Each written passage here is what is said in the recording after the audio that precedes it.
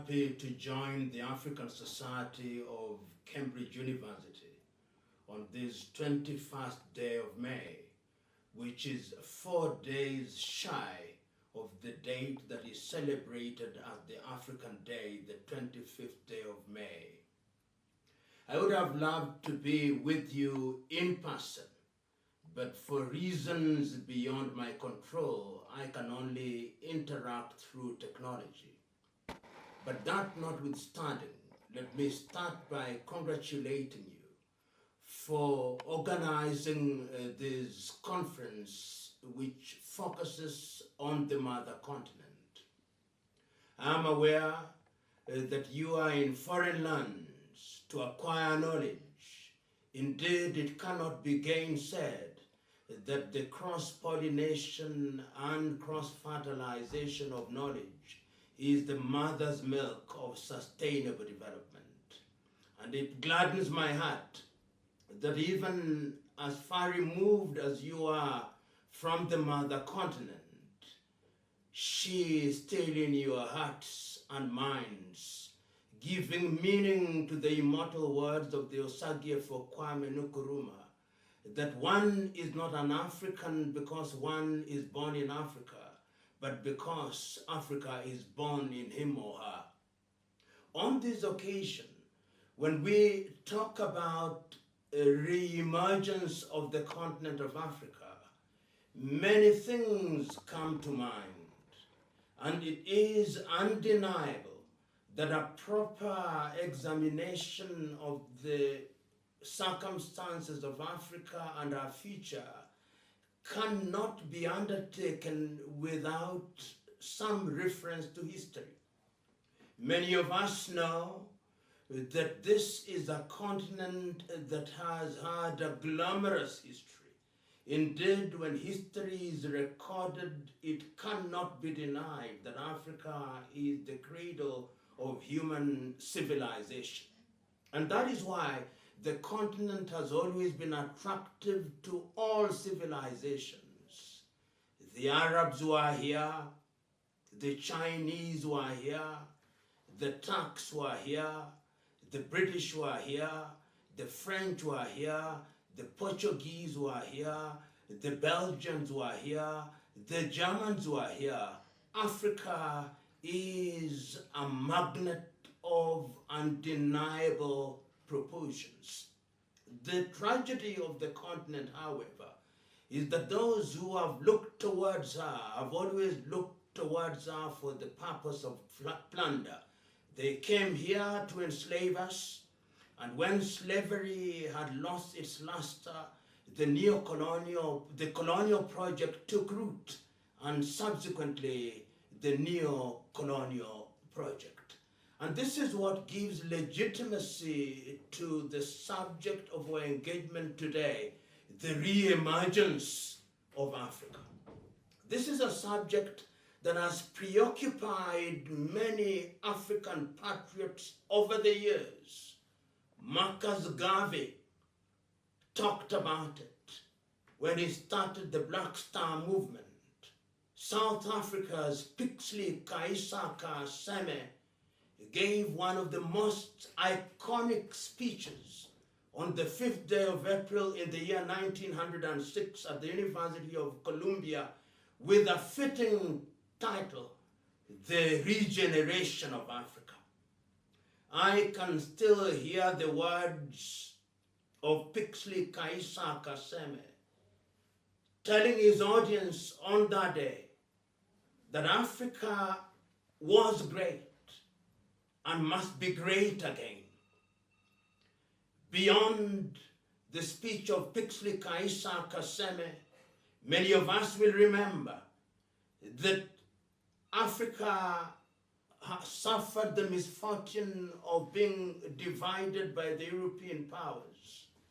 1884, 1885 has been described by the Nigerian Adekeye Adebajo as the curse of Berlin. We remember during those few months, the European powers sat in Berlin in Germany, and they divided the mother continent without due regard to cultures. The British took their share, the Germans took their share, the Italians took their share, the Portuguese took their share, the French took their share, the Spaniards took their share, the Dutch took their share. That was the curse of Berlin. And it's unfortunate that even when the struggle to regain independence started in earnest in the 1940s, it is a divided Africa that was clamoring for independence. 55 countries we are today, courtesy of arbitrarily drawn boundaries which have occasioned pain to the mother continent. This is the state in which we find ourselves. Many of you will remember great Africans during the struggle for independence, promising Africans of the day that when we regain our independence, we are going to liberate our people from the chains of poverty, disease, and ignorance. And they fought across the continent. In West Africa, the passionate words of the Osagie for Kwame Nkrumah still ring true on the occasion of the independence of Ghana, that the independence of Ghana means nothing if the rest of Africa is not free. And it was not only the Osagie who was speaking at that time. Many voices could be heard. Amilcar Cabral in Guinea-Bissau, Ahmed Sékou Touré in Guinea, Leopold Sédar Senghor in Senegal, Julius Kambarage Nyerere in Tanzania, in Uganda, Apollo Milton Obote, in Zambia, Kenneth David Kaunda, in Kenya, Jomo Kenyatta, in Egypt, Gamal Abdel Nasser, in Algeria, Ahmed Ben Bella, and subsequently we know the struggles in Angola of Agostinho Neto, in Mozambique of Samora Moises Machel, and the struggle against apartheid by Nelson Rolihlahla Mandela, Robert Mangaliso Sobukwe, and of course in Namibia, Sam Luyomba and Andimba Haman Toivo, Ya Toivo, among others. Many they were. Julius Kambarage Nyerere reminded us that unity is at the very heart of our quest for re-emergence. And when we talk about unity, it is critical that we remind ourselves that as a continent, the whole idea of unity and regeneration started as early as 1963. I remember that even before 1963, in the year 1960, the then leaders of independent African countries gathered in Casablanca, Morocco, and rededicated themselves to the quest for Africa's recovery and Africa's regeneration. So that when African leaders met in the month of May, from the 23rd through to the 25th days of May in Addis Ababa, Ethiopia, there were many speeches that were delivered. I can still remember the speeches of Haile Selassie, who was the host of the day, telling his audience that Africa had a duty to herself. I can remember the speech of Mwalimu Kambarage Nyerere, reminding his audience that they were not gathered in Addis Ababa to remind themselves of the significance of unity, because unity was mandatory.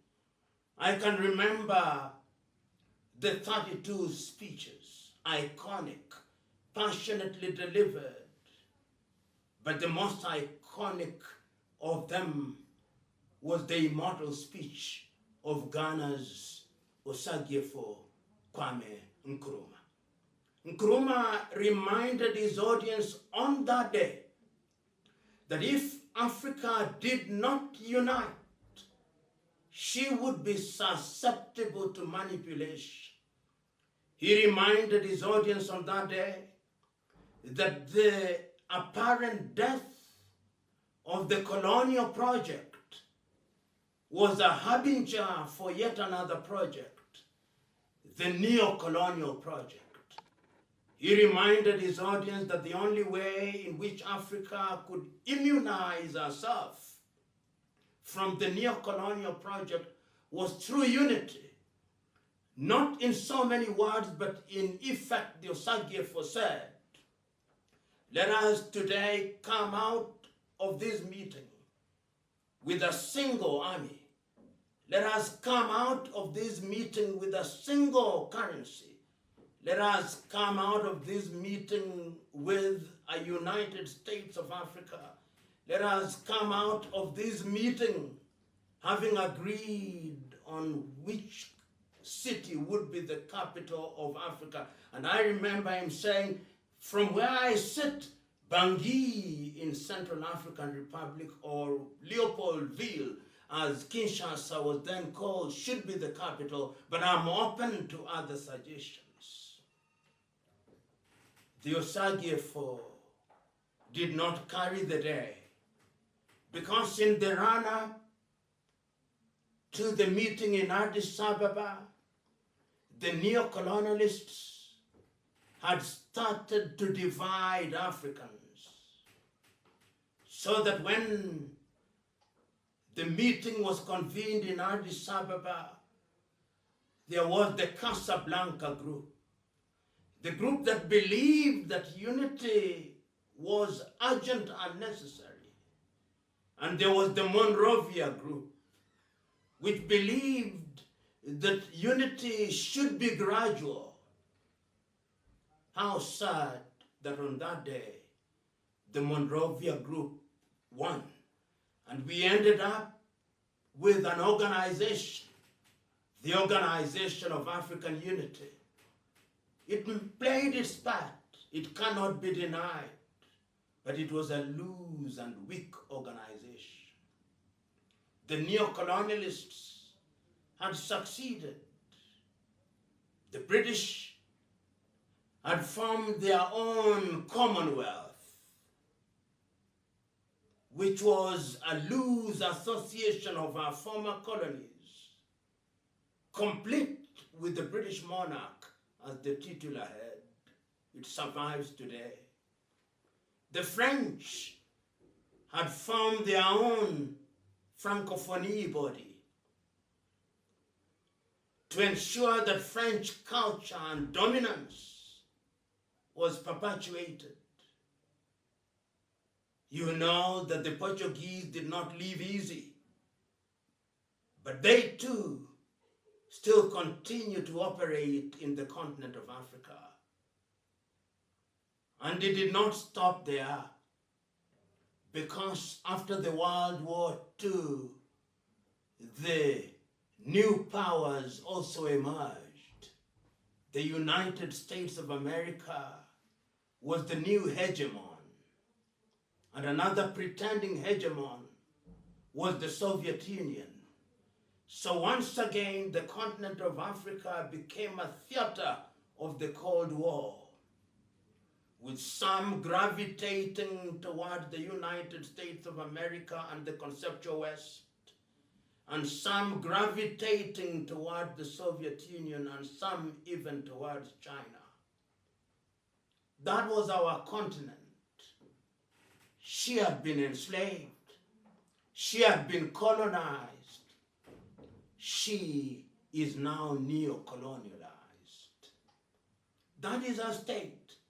And that is why it is legitimate on an occasion such as this to talk about her re-emergence.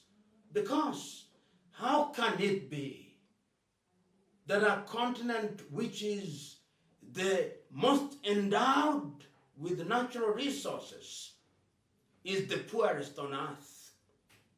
How can it be that 1.4 billion Africans are still eating crumbs from under the table? How can it be? How can it be that we continue to be manipulated? How can it be that in multilateral organizations we still continue to play the gooseberry? So that if you go to the United Nations, not a single African country is a member who is permanent. We can vote all we want at the United Nations, but a single veto vote from China, Russia, the United Kingdom, France, or the United States neutralizes our vote. That is our state.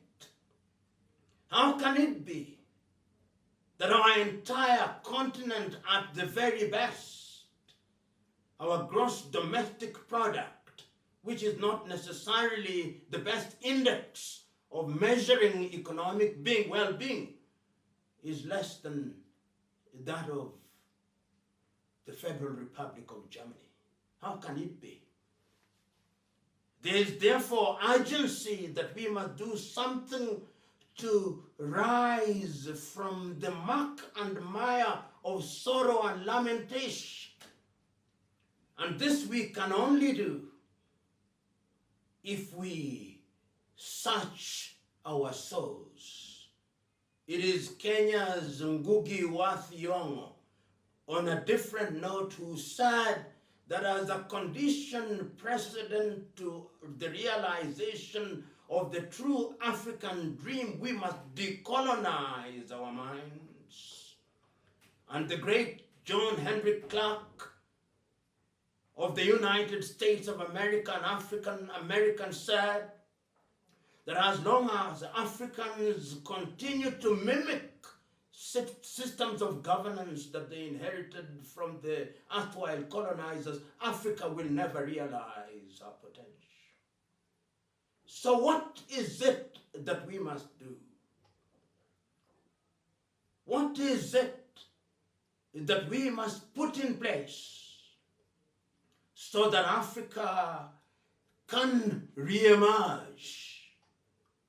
I remember in 1996, former head of state of South Africa, Thabo Mbeki, said about Africans, saying, "I am an African."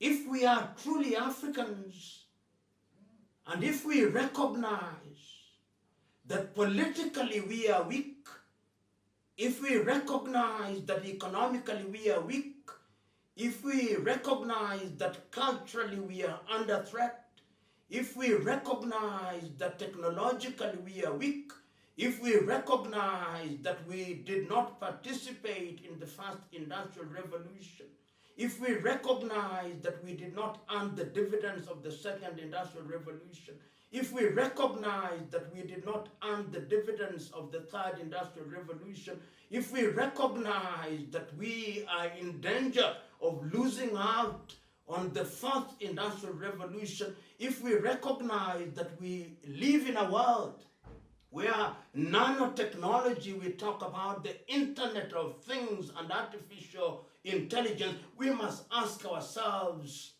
the fundamental question: how can we do it? It is not lost on me that education is at the very heart of it. But what kind of education? Mwalimu Nyerere asked in 1966. If it is true that we must struggle, Samora Moises Machel asked in 1980s, a luta continua contra que? The struggle continues, but for what? We must answer those questions in the affirmative. Education, from where I sit, has been the mother's milk of human progress. But what kind of education? Remember that when the colonizer came into the continent, the kind of education that was handed down to us was designed to indoctrinate us, was designed to make us good tools for the colonial project. And I suspect that we inherited that kind of education, and many times the education that we are handing down to ourselves may not liberate us, may not make us regenerate, may not make us re-emerge. You will remember with me, students of Cambridge, of African origin, the book written in 1933 by the African-American Carter G. Woodson, Miseducation of the Negro. Is it possible that we are so thoroughly miseducated that we are incapable of changing our continent positively? Do you remember it being said that the puppeteer need not worry about the puppet once he or she knows how the puppet will be manipulated? Is there such a danger? And if there is, you who have the advantage of gaining education in foreign lands, what is it that we can do in the arts in order to change Africa positively? When I look at the world, it is still true that we Africans have the short hand of the stick. What can we do with our arts so that we can re-emerge? We still gravitate towards the arts and the creativity of Hollywood and sometimes Bollywood. But it gladdens my heart today that in that arena we are beginning to think differently. Nigeria now has her Nollywood. Tanzania her Bongowood. Kenya her Riverwood. Because when we change our culture, it will restore our self-esteem. Once we have self-esteem, there is no limit to what we can do. You are in Cambridge. Read the words written by Ngugi wa Thiong'o in his book, The River Between, when his lead character, Wayaki, is told to go yonder and learn the ways of the white man, but to come back home and make sure that it's used for the benefit of the people of Africa. I look forward to your coming back to Africa to influence the arts. I look forward to Africa engaging meaningfully in the sciences. How can it be that we are a continent that only consumes that which we do not produce and produces that which we do not consume? Mathmi Ali Mazrui. How can it be that in the 21st century we are producers of primary products? Our coffee is packaged elsewhere, our tea is packaged elsewhere, our diamonds are cut elsewhere, our gold is traded elsewhere, our uranium is traded elsewhere, our coal is traded elsewhere. What can we do in science and technology? In the pharmaceuticals, how can it be that our sick men and women must rely on pharmaceutical companies in the West and progressively in China and other parts of the world? What can we do? What can we do to ensure that we have the advantage of nanotechnology and mobile telephony? How can it be that we cannot have this? Because even for those who are spiritually inclined, the divine instruction was, go ye and subdue the world. The world appears to have subdued us. We must re-emerge, and we can only re-emerge when we seize the opportunities that are available to us. You know, we are a divided continent.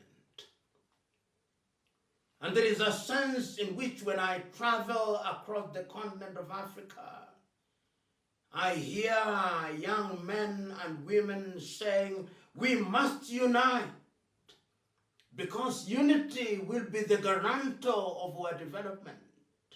I can't agree with them all.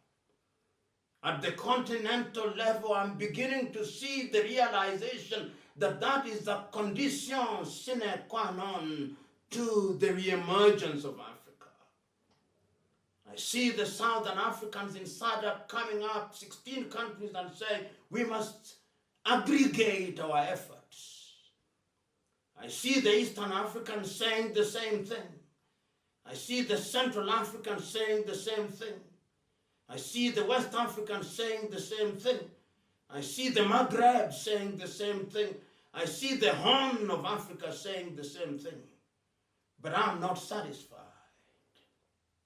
I'll only be satisfied when we give meaning to the exhortation of the Osagie for Kwame Nkrumah, when he spoke on the 25th day of May, the year 1963. You know,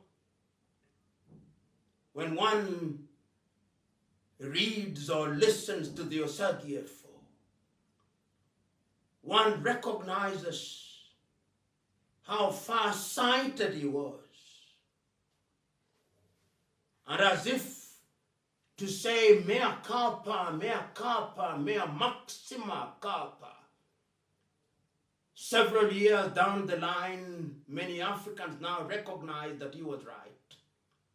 Speaking on the 6th day of March, 1997, on the occasion of the 40th anniversary of the independence of Ghana, Mwalimu Julius Kambarage Nyerere said, the rest of the world does not care about your Ghanaianness, your Tanzanianness, your Kenyanness, your Ugandanness, your Namibianness. They only know about Africa.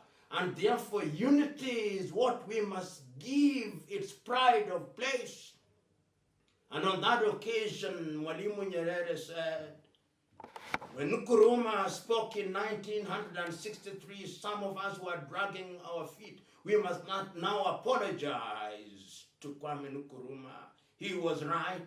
We should have united then, because now unity has become a lot more difficult. We have politicians who have emerged, who have now gotten used to the trappings of power, and it will be very difficult for them to cede power for the united Africa. They will want to continue to be big fish in small ponds. Nyerere spoke thus. And I remember in the year 2013, the then chair of the African Union, Nkosazana and Lamini Zuma of South Africa, wrote an imaginary letter to the Osagie for Kwame Nkrumah saying, we apologize because you are right, you could see what we did not see even in those early days. Africans now know that in order to re-emerge, we must unite. We must do things differently. And that is how I understand what happened in the year 2000 when the Organization of African Unity transformed itself into the African Union. The agenda was that we will begin to do things differently. And the I must say that it is underperforming. It is underachieving. But perhaps I'm judging her too early. But was it not said by the great Chinua Achebe that the chick that will grow into a cock is known on the day that it hatches. And I believe that is true of one that will grow into a hen. It is known on the day that it hatches. If that be the case, what are the building blocks that are now in place? The African Union came up with Africa Agenda 2063. But allow me a little history in order for me to explain why we must be on our guard. Prior to Agenda 2063, there was the Lagos Plan of Action in 1980. And under the Lagos Plan of Action, the political leaders of Africa undertook at that time that Africa had to begin to trade more with herself. That Africa had to begin to cut the umbilical cord that continues to tie her with the neo-colonial powers. That Africa has to do things differently. The Lagos Plan of Action died on arrival. I pray and hope that Africa Agenda 2063, founded on 7 pillars, will not suffer a similar fate. But it requires our vigilance, our combined vigilance. Because if Africa Agenda 2063 is to be realized, Africans will liberate themselves from poverty. Africans will liberate themselves from cultural domination. Africa will liberate herself from sorrow and want, because Africa will add value to her natural resources. Africa will ensure that she uses education to infuse change in her affairs. Africa will become a power in the world so that she is listened to. That is what Agenda 63 wishes that we achieve as a continent, so that we can re-emerge again, so that we do not continue to glorify our history while our present and past has nothing to write home about. Africa today recognizes, and that is why the Africa Continental Free Trade Area came into being in the year 2021. And I hope that under the African Continental Free Trade Area, we will be able to trade amongst ourselves. If you look at all the continents of the world, it is only the continent of Africa that does not enjoy that trade. And trade is the lifeblood of human development. So I look forward to the day when the Continental Free Trade Area will allow one who is in Dakar, Senegal, to have his or her goods transported to Djibouti in the Horn of Africa, and one who is in Mpumalanga in South Africa will ensure that her goods are moved to Ouagadougou in Burkina Faso, and there will be no tariff and tariff barriers, and not tariff and non-tariff barriers. I look forward to the day when not a single African will require a visa to visit another African country. I look forward to the day when the 33 odd currencies that we have will no longer be there, that we'll have only one currency, name it what you will. I call it Afro. I look forward to that day. I look forward to the day when Africans will be able to move and own land wherever they are able to acquire it. I look forward to that day. I look forward to the day when we are able to engage in commerce, when our continent is rising, when our young men and women do not have to cross the Mediterranean Sea, when our young men and women will not be humiliated at embassies of Western countries in search of visas. I look forward to that day. I look forward to the day when our young men and women will not be humiliated in the Arab world as they are engaged in what is essentially latter-day slavery. I look forward to that day. And in order to achieve all these things, all of us, you who are now in Cambridge in the United Kingdom, acquiring knowledge. This is the day on which you must take a solemn vow, a vow that you have gone into those lands to acquire knowledge, that you may come to Africa and change Africa. And it's not only those of you who are in Cambridge, all who are learning in Europe and America, in China and other parts of the world. We look forward to the day when you'll make a solemn vow that it shall not be again that we shall be manipulated. You'll take a solemn vow that we shall not be insulted. You shall take a solemn vow that we shall not be victimized by poverty. You shall take a solemn vow that Africa shall re-emerge. You'll take a solemn vow that you'll do the right thing for the mother continent. I agree with Mwalimu Kambarage Nyerere as he spoke on the 6th day of March, 1997.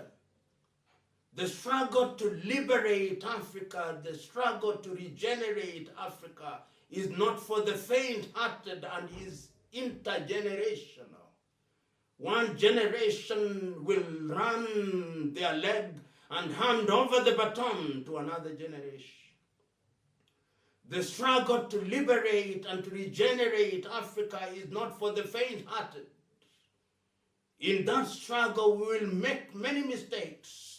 And indeed, many mistakes have been made. But as Mwalimu said, of all the mistakes we have made, the single one that we must never make is the mistake of despair, the mistake of giving up. It can be done. You and me, during our lifetime, we have seen countries or read about countries that had been destroyed, that had been rendered into ashes, and they regenerated. History will teach you about Germany in 1945, bombed to the ground. Today, it is the 3rd largest economy in the world. It can be done. If the Germans did it, why can we not do it? You will remember Japan bombed, atomic bombs in Nagasaki and Hiroshima. It has risen again. It is our cars that kiss the African soil. If the Japanese can do it, why can't we do it in Africa? You'll remember South Korea, 1953, the war that they fought. They have regenerated. If the South Koreans can do it, why can we not do it? You'll remember Vietnam. If the Vietnamese can do it, why can we not do it? And even in the mother continent, many of you will remember the genocide in Rwanda in 1994. But the Rwandese, like the phoenix, are emerging from their very ashes. Go to Botswana, they are emerging. But we cannot re-emerge disunited as we are. We cannot re-emerge if there is war in the Sahelian region, if there is unrest in Burkina Faso, if there is unrest in Chad, if there is unrest in Mali, if there is disquiet in Cameroon, in Ambazonia, if there is disquiet in Nigeria, if there is disquiet in Central African Republic, if there is disquiet in Eastern Congo, if there is disquiet in Somalia, if there is disquiet in Mozambique, if there is disquiet in Darfur, if there is disquiet in Algeria, if there is disquiet in South Sudan and in Sudan, it cannot re-emerge. So one of the things that we must do is, as we promised ourselves and failed to achieve in the year 2020, we must silence the guns. We must silence the guns. Because if we don't silence the guns, then all our efforts will be rendered useless. We must also begin to produce food, because if we do not silence the guns, we will not feed ourselves. And if we cannot feed ourselves, we'll be sick. And if we are sick, we don't even have the pharmaceutical products. If there was one thing that exposed our underbelly, it was COVID-19. We were there, begging the world. If it was not Moderna that we were begging Pfizer or Johnson & Johnson or Sputnik or Sinovac. We must stop it. We will only stop it if we are united. And this we must do as an urgent enterprise, because fortune waits for no man. And no amount of prayer and fasting is going to liberate Africa. That which requires to be done through technology, as I've said and I say again, will not be achieved through theology. We are not going to pray Africa into re-emergence. We are not going to pray Africa into regeneration. Pray we must. But we must roll up our sleeves, because God is still right. It is by the sweat of our brow that we shall eat. I can go on and on, but the wisdom of the occasion demands that I say, it will be done, but only if we work at it. And our promise to each other, our solemn vow here, is to say with the Osagie for Kwame Nkrumah, let us now redouble our efforts. Let us not look left nor right. Let us not look west nor east. Let us look forward, and look forward in the knowledge that we can make Africa great again. Thank you, and God bless.